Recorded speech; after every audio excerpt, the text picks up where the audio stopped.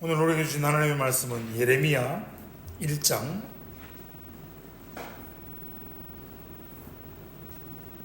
4절에서 9절의 말씀입니다. 구약성경 1050페이지 예레미야 1장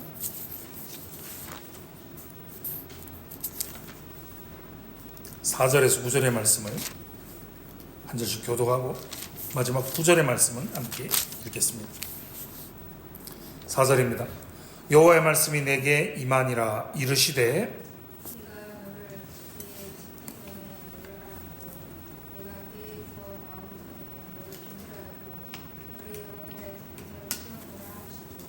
내가 이르되 슬프도소이다. 주 여호와여 보소서. 나는 아이라 말할 줄을 알지 못하나이다 하니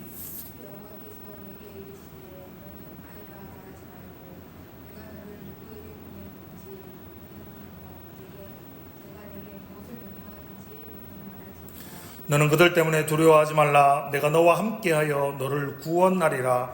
나 여호와의 말이니라 하시고 여호와께서 그의 손을 내밀어 내 입에 대시며 여호와께서 내게 이르시되 보라 내가 내 말을 내 입에 두었노라.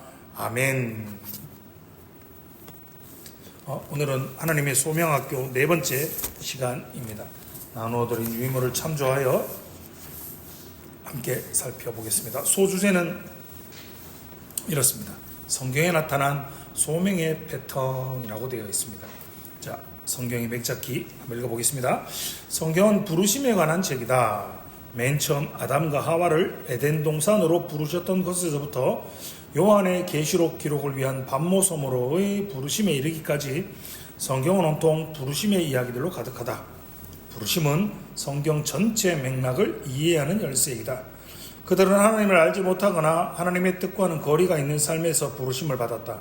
그리고 하나님의 뜻을 이루기 위한 여행으로 부르심을 받았다. 노아나 아브라함 그리고 바울을 비롯한 신약 성경의 사도들은 한결같이 하나님의 뜻을 위한 삶으로의 부르심을 받았다.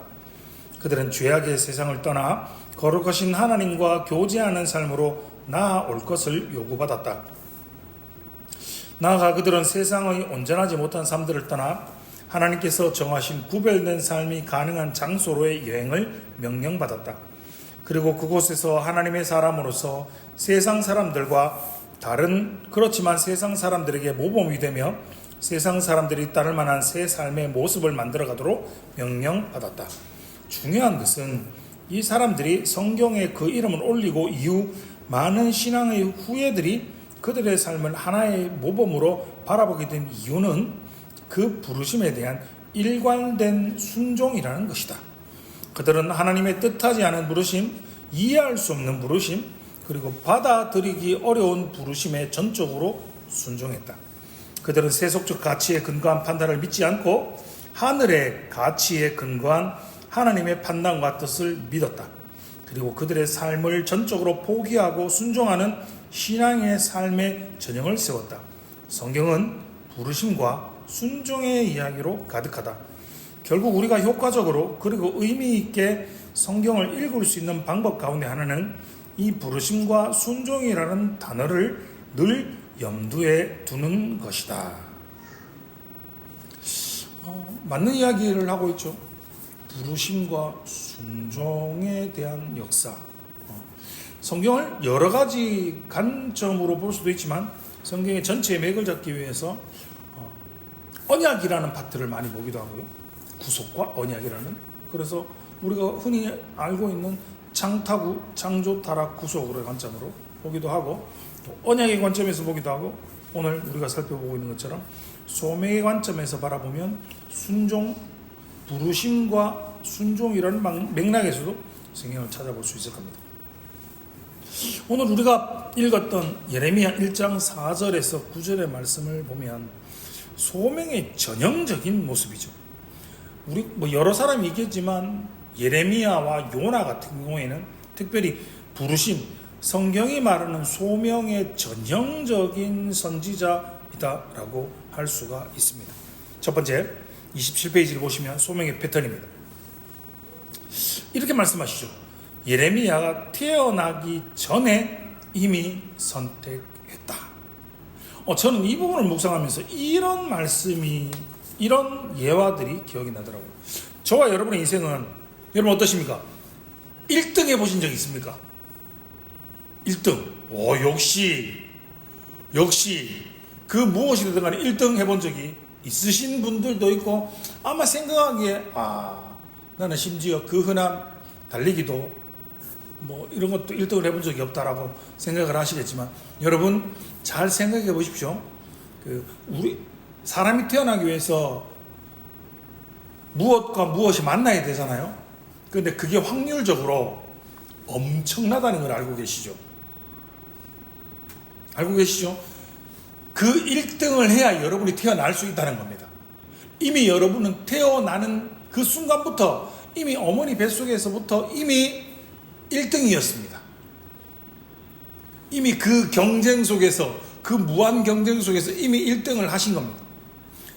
제가 1등이라고 있는 게 아니라 그 1등이 되기 위해서 하나님께서 우리를 태어나시게 하기 위해서 이미 어머니 뱃속에서부터 이미 우리를 선택하셨다라는 것을 말하고 있는 겁니다. 그리고 누군가는, 제가 오늘 이 말씀을 묵상하면서도 오전과 오후의 말씀이 참 연관이 되어서 이어져서 설명이 돼서 참 감사하다라는 묵상을 했었는데, 똑같은 겁니다. 예레미야는 선지자로 부름을 받은 겁니다. 하나님께서 미리 창세전에 선택하셔서 그를 소명자로 부르시기 위해서 그는 선지자로 부름을 받은 거고, 저는 목사로 부름을 받은 거고, 여러분은 집사로, 그리고 누군가는 성도로 부름을 받은 겁니다. 그런데 목사이기 때문에, 선지자이기 때문에 사명을 감당하는 것이 아니고, 모두 다 누구에게나 각자의 자리에서 소명자로 불러주셨다는 겁니다. 오전의 핵심 메시지는 무엇이었습니까? 주의 초림을 믿는 자들은 주의 재림을 뭐하는 자가, 준비하는 자가 되어야 된다. 세례 요한이 주님의 길을 예비했던 것처럼 이후에 예수님 이후에 예수님의 백성, 하나님의 백성들은 초림을 믿기에 재림을 믿는 자로서 그 복음을 증거함으로 주님의 재림을 준비하는 사명자로, 소명자로 부름을 받았다는 겁니다. 보십시오. 넘겨보시면 예레미야가 선지자로서 사역할 곳을 언급했죠. 우리가 읽었던 7절의 말씀은요, 어디를 보내든지 누구에게 보내든지 그곳에 가야 한다라고 말씀하시고, 그 보냄받은 곳에서는 뭐를 해야 된다고요? 말을 해야 한다입니다. 결혼하신 지 좀 되시죠? 그리고 연애하신 지도 좀 되시죠? 여기서 말을 해야 된다라는 표현을 다르게 설명해 보겠습니다. 우리는 말을 이렇게 언어로 입을 통해서 뱉어야만 말을 한다라고 생각을 하잖아요. 그런데 말과 생각과 행동이 전혀 다른 경우가 우리 가운데 있잖아요. 굉장히 기분이 나쁩니다. 그런데 남편이 굉장히 기분 나쁩니다. 근데 와이프가 맘물아 밥 차려놨다 그러면 남편이 됐다 안 먹는다 라고 굉장히 기분 나쁘게 말할 수 있잖아요. 그런데 속마음은 배고픈데 밥은 먹어야 되는데, 내 지금 니한테 기분 나빠서 밥을 안 먹는다. 말은 됐다 아니다 라고 말하지만 본심이 아니라는 걸 그의 얼굴에서, 그의 언어의 태도에서, 말투에서, 표정에서 드러나잖아요. 이해가 되시죠? 우리의 언어는 말에만 국한되지 않는다라는 겁니다. 그럼 하나님께서 우리를 만세전에, 창세전에 택하셔서 우리에게 소명자의 삶을 주셨다는 말이고, 우리를 어디든지 누구에게든지 어디에게 보냈다는 말은, 목사님 그러면 내가 내 생업을 접고 내가 피켓을 들고 예수천당, 불신지옥, 예수 믿으세요, 노방전도를 위해서 거리로 뛰쳐나가라는 말이 아니라는 겁니다. 우리 권 집사님이 이번 주에 열심히 이제 새로이 직장에 출근을 하셨는데요. 집사님이 만나는 사람들은 제가 만날 수 있는 사람들이 아닙니다. 같이 해야 되는 일 가운데 만나는 사람들은 제가 아마 제 평생에 지금 권 집사님이 만나는 사람들을 단 한 번도 만난 적이 없는 사람들이 99.9%겠죠. 그 사람들에게 보냄을 받은 사람은 권 집사님인 겁니다. 하나님께서 선택하셔서 그를 보내셨고 그들에게 일을 하면서 예수 믿으세요라고 말하는 것이 아니라 그들을 섬기고 내가 하는 일들을 통해서 거룩하고 구별된 삶의 행실을 통하여서 그들에게 하나님의 살아계심을, 예수 그리스도의 다시 오심을 삶으로, 입술로, 언어로, 행동으로 보여줘야 하는 부분을 말을 해야 한다라고 표현하고 있는 겁니다. 물론 예레미야는 그의 삶으로 보여주었습니다. 그리고 말로 선포했습니다. 왜요? 그는 선지자로 부름을 받은 자잖아요.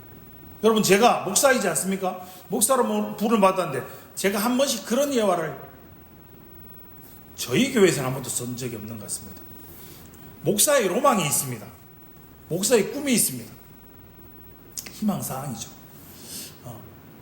중세시대 그 수도사가 했던 예화를 제가 한 번씩 드린 적이 있지 않습니까?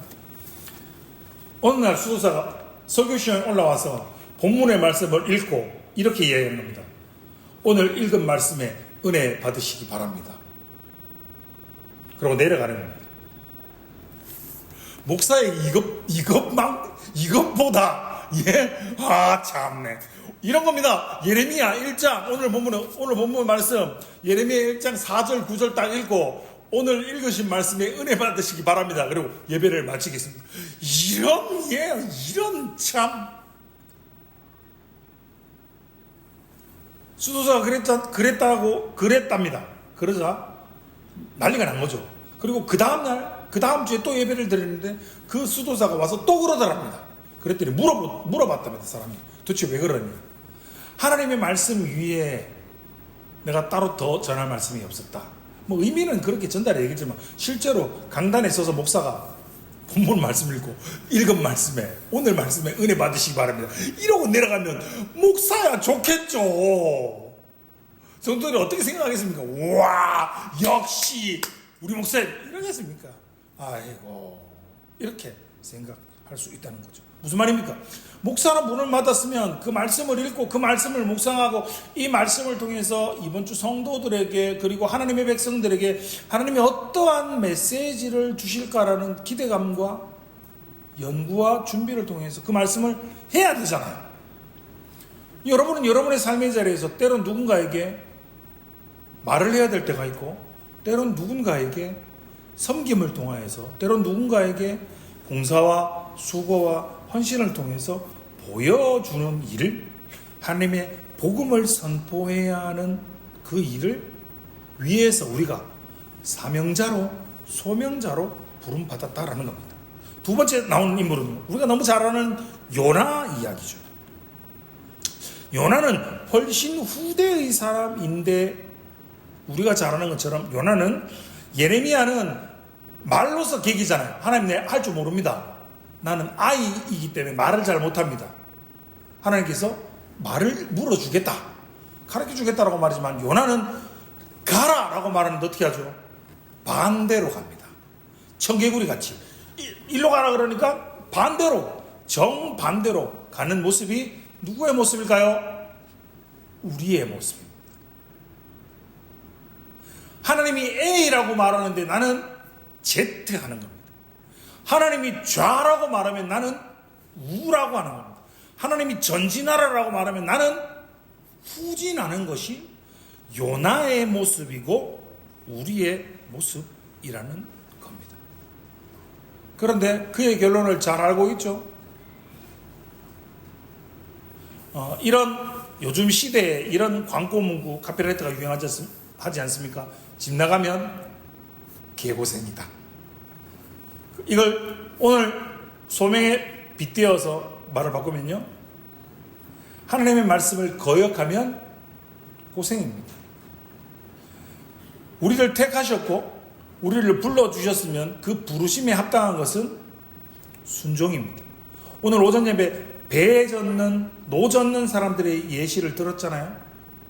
선장이 말하면 종을 치거나 구령에 맞춰서 일정하게 일을 해야 되는 거예요.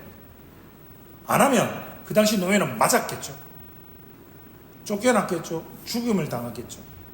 근데 우리는 자유인이라고 생각하기 때문에 하나님께서 이곳을 불러주셨고 이렇게 하라라고 이곳에 인도해 주셨고 이렇게 살아가라고 말씀하시는데 하나님 그거는 모르겠고 그건 하나님 생각이고 나는 내 소견에 오른 대로 내 마음대로 살아가겠습니다 라고 말하면 우리에게 준비된 것은 내어 쫓김밖에 없어. 그래서 달란트 잔치 달란트 비유를 들었을 때 한 달란트의 비유를 들어 그의 마지막 결말이 무엇입니까? 슬피 울며 내어 쫓긴다라고 말하잖아요. 그냥 우리가 생각하기에는 단지 내어 쫓김이지만 그 내어 쫓김의 장소는 오전 예배에 말씀드렸던 것처럼 영원한 지옥의 형벌의 장소가 될 겁니다. 꺼지지도 않고 영원히 죽지도 않고. 여러분 왜 지옥이 지옥인 줄 아십니까? 고통이 끝나지 않아서 지옥입니다. 천국이 왜 천국인 줄 아십니까? 기쁨이 끝나지 않고 영원토록 지속되기 때문에 천국입니다. 우리가 세옹지마라는 표현을 쓰지 않습니까? 좋은 일이 있으면 나쁜 일도 있고 나쁜 일이 있으면 위기가 극복이 되어서 다시금 기회가 된다. 인생은 세옹지마일 수 있지만 지옥이 지옥인 이유는 지옥의 형벌이 영원히 끝나지 않았습니다. 절대 회복되고 바뀌지 않았습니다. 천국이 천국인 이유는 그 영원한 기쁨이 영원토록 사라지지 않고 영원토록 지속되기 때문에 천국인 겁니다. 소명이 하나님께서 우리를 세워주셨습니다. 그리고 우리 그곳에 보내셨습니다. 그럼 우린 그곳에서 무엇을 해야 됩니까? 순종해야 됩니다. 선포해야 됩니다. 학생이면 학생답게 살아야 되는 겁니다. 직장인이면 직장인답게 살아야 되고 주부는 주부답게 살아야 된다. 주부가 주부라고 집에만 있는 거 아니잖아요. 많은 사람들을 만나죠. 사회생활을 하는 것보다 더 적은 사람들을 만날 수도 있지만 그 만나는 사람들 위치가 다르잖아요. 저는 그 산후조리원 동기들이 없습니다. 제가 만날 수 있는 동기들이 아닙니다. 제 주변에는 뭐밖에 없을까요? 목사들밖에 없습니다. 예전에는 전도사, 강도사들도 있었는데요. 이제는 신대원을 졸업한 지 20년이 넘어가다 보니까요. 전도사, 강도사들은 없어요. 다들 목사들밖에 없어요. 그것도 나이 많은 목사들밖에. 여러분들의 주변과 제 주변의 바운더리가 다르잖아요. 저는 목사로서 이 자리에 불러주신 거고 여러분은 여러분이 일하는 자리, 여러분이 살아가는 삶의 자리, 발 딛고 생활하는 그 삶의 자리에서 하나님께서 부르시고 선택하여서 부르시고 그곳의 소명자로 나를 세워주셨다는 것을 인정해야 인식해야 뭐 하지 않을까요? 불평하지 않죠. 내가 좋아서 이것을 선택한 것이 아니라 아하, 하나님께서 나를 이곳에 인도해 주셨구나. 여러분 우리나라 제가 정치 이야기를 하는 건 아니고요. 우리나라 지금 상황이 너무 힘들지 않습니까? 어제 탄핵 소추안이 가결되어서 헌재에 넘어갔지만 정말 나라와 민족을 위해서 기도해야 될 때이지 않습니까? 어제 그 일들을 보면서 제가 다시 한번 기도를 하게 되었습니다. 하나님 도대체 왜 우리나라에 이런 시대적 아픔을 주십니까? 여러분 우리나라 연간 예산안이 800조가 조금 넘는다고 합니다. 800조. 그런데 이 며칠 사이에 12월 3일 이후 그리고 어제였던 12월 14일 요 10일째 날아간 주가 총액이 200조가 넘는답니다. 연 예산의 4분의 1이 10일 만에 날아갔습니다. 여러분 이게 와닿지 않죠? 어떻게 하면 와닿냐면 여러분이 가지고 있는 재산의 20%가 10일 만에 날아갔다고 생각하면 됩니다. 세액이 그만큼 날아가면 여러분 누가 내야 될까요? 우리가 내야 됩니다. 우리가 그만큼 메워야 됩니다. 우리가 더 수고하고 더 애를 써서 누군가가 잘못해서 날려먹었던 그 돈을 우리가 메워야 된다고요. 지금도 살기 힘든데. 이렇게 되면 와닿습니까? 여러분이 사먹는 1,000원짜리가 1,000원짜리 만원짜리 음식이 12,000원이 된 겁니다. 순간 그냥 오른 겁니다.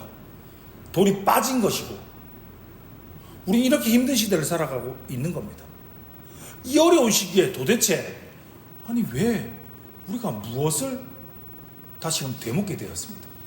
그러면서 제가 집사람이랑 그런 이야기를 했습니다. 우리가 한국 교회를 위해서, 이 나라와 이 민족을 위해서 기도하지 못한 것이 우리의 죄다. 여러분, 나쁜 놈이 왜 나쁜 놈인 줄 아십니까? 지옥과 똑같은 겁니다. 나쁜 놈은 지가 나쁜 놈인지 모릅니다. 잘못했으면 어떻게 해야 됩니까? 잘못했다 그래야 됩니다. 끝까지 잘못하지 않았다고 말합니다. 끝까지 싸우겠습니다. 도대체 무엇을 위해 싸우겠다는 말입니까? 나쁜 놈이 나쁜 이유는 지가 나쁜 놈인지 모르기 때문입니다. 그럼 나쁜 놈은 저렇게 계속 살아갈 겁니다. 그럼 예수 믿는 우리는요? 그 사람 욕하면서 살아갈까요? 아니죠. 우리가 나쁜 놈인지를 알기 때문에, 우리가 잘못했는지를 알기 때문에 저런 나쁜 놈들을 위해서조차도 기도해야 되는 겁니다. 욕하는 거 쉽다니까요. 원망하는 거 쉽다니까요. 저놈의 자식 저것 때문에 나라 재산이 230조가 날아갔는데 저거 누가 책임질 거냐고 욕하는 건 쉽죠. 그러나 하나님 저러한 지도자를 통해서 한국 교회가, 한국 사회가 이렇게 되었을 때, 한국 교회가 다시금 각성하고 믿음을 돌아보고 한국 교회 주의 백성들이 이 나라와 이 민족을 위해서 이 땅의 공의가 하수같이 흐를 수 있도록 우리에게 기도의 무릎을 허락해 주십시오라고 겸손히 엎드려 기도할 때, 하나님께서 이 나라와 이 민족과 교회를 지켜주시고 회복시켜 주실 것을 믿으시기 바랍니다. 우린 기도해야 됩니다. 그게 소명자의 삶입니다. 남들 다 욕할 때 우리도 욕해야 됩니다. 죄송합니다. 저는 개인적으로 욕해야 된다고 생각합니다. 욕 안 하니까 저 정신을 못 차린다고 생각을 합니다. 개인적인 생각입니다. 그러나 그건 혼자 하십시오. 욕은 혼자 아무도 듣지 않을 때 하시고, 다른 사람 앞에서는 같이 기도해야 됩니다. 이럴 때일수록 우리가 나라와 민족을 위해서, 대통령을 위해서, 위정자들을 위해서 더욱더 기도해야 될 때입니다. 기도할 때 하나님께서 이 나라와 민족을 고치실 겁니다 라는 그 따스한 말과 기도의 손길과 기도의 무릎과 그 사랑을 보여주는 것이 우리에게 우리를 세워주시고 우리를 보내셨고 주의 복음을 선포하는 길이심을 믿으시기 바랍니다. 만나는 사람들마다 시대가 어렵다고 합니다. 누가 정치를 잘못해서 누군가의 한 집단이 자신의 집단을 못살게 굴었기 때문에 이럴 수밖에 없었다라는, 서로가 네가 잘못했기 때문에 네 탓이기 때문에 이렇다라고 말하지만, 그리스도인들은 소명자는 내 탓이, 우리가 기도하지 않았고 우리가 나라와 민족을 위해서 더 엎드리지 못한 우리의 잘못입니다라고 기도하는 성도님들 되시기 바랍니다. 이것이 소명자의 삶입니다. 왜요? 우린 예수 그리스도의 재림을 준비하는 사람들이잖아요. 어떻게 준비할 겁니까? 물어보겠습니다. 잘 아시죠? 예수님 언제 오십니까? 예수님 다시 언제 오십니까? 복음이 땅끝까지 증거됐을 때, 하나님께서 계획하신, 하나님께서 예정하신 그 사람의 수가 찼을 때 오시잖아요. 맞죠? 제가 사입입니까? 제가 딴 얘기를 하는 게 아니잖아요. 그럼 하나님의 나라를 앞당기는 방법은, 주의 재림을 예배하는 방법은 무엇입니까? 우리가 복음을 증거하는 겁니다. 우리가 우리의 삶의 자리에서 복음을 증거하는 그 일이 주의 재림을 예비하고 기다리고 준비하는 삶입니다. 그럼 이것이 우리의 소명자의 삶입니다. 이 자리가, 내 자리가, 지금 학생의 자리가, 사모의 자리가, 집사의 자리가, 가정주부의 자리가, 어느 곳에 일하고 있는 나의 직장의 자리가, 하나님께서 나를 이곳에 선택하셔서 불러주셔서 이곳으로 보내어주셨구나를 인정하고 인식하고 살아야 그렇게 부르심에 합당한 삶을 살아갈 수 있는 겁니다. 30페이지 보시면 부르심으로 성경 읽기, 집에 가셔서 읽어보십시오. 이런 고민들이 김미듬 씨를 예를 들어 이렇게 설명을 하고 있지만, 사실 우리가 살아가는 사회가 대부분 이런 일들이 많습니다. 직장 내 회식, 직장 내의 기독교인 비하, 그리고 조롱, 이런 것들을 과연 직장에서 어떻게 견뎌내야 되는가 라고 현실적인 부분이죠. 사람들은 그렇게 이야기를 합니다. 목사님, 교회에서 듣는 주일 예배에 듣는 설교의 말씀은 내가 직장 생활하는데, 내가 사회 생활하는데 전혀 도움이 되지 않습니다. 도대체 어쩌라는 겁니까? 라고 표현을 하기도 합니다. 젊은 사람들은. 그러나 기억하셔야 됩니다. 여러분, 성경은 여러분의 직장 생활 지침 원리를 가르쳐주는 게 아닙니다. 교회는, 성경은 구원에 관한 진리를 가르쳐주고 구원받은 백성이 어떻게 살아야 하는지를 가르쳐주는 겁니다. 그것이 교회이고 그것이 복음이지, 그것을 알지 못하니까 실제로 뭘 하는 겁니까? 뭘 원하냐면 공부 잘하는 방법 10가지. 여러분, 공부 잘하는 방법 10가지 가르쳐주면 공부 잘합니까? 제가 여러분 공부 잘하는 방법 가르쳐 드리겠습니다. 영어를 제일 잘하는 방법이 있습니다. 영어 교과서를 다 외우면 됩니다. 영어 시험을 잘 치는 방법은 영어 교과서를 다 외우면 그 교과서에 나오는 모든 질문을 시험 문제로 내기 때문에 틀릴 수가 없습니다. 다 외우면. 수학 잘하는 방법 가르쳐 드리겠습니다. 이때까지 있던 모든 공식들 다 외우면 됩니다. 공식을 넣기만 하면 문제는 풀립니다. 암기 과목 잘하는 방법 가르쳐 드리겠습니다. 교과서를 다 외우면 됩니다. 교과서 내에서 나오니까요. 수능 만점 막는 방법 가르쳐 드리겠습니다. 교과서와 쌤이 들은 것과 모든 참고서를 다 외우면 만점 받을 수 있습니다. 방법은 누구나 가르쳐 줄 수 있습니다. 방법 누구나 가르쳐 줄 수 있습니다. 그러나 방법 안 한다고 수능 만점 받을 수 있을까요? 못 받습니다. 여러분, 예수를 믿는 건, 직장생활 이렇게 하는 건 이렇게 해야 됩니다라고 아무리 가르쳐줘도 하는 건 본인이 하는 겁니다. 이 김미듬 씨가 고민하고 있는 건 이거죠. 직장생활에서 나는 어떻게 살아가야 되는가? 여러분, 예수를 믿는 사람이 어떻게 살아가야 되겠습니까?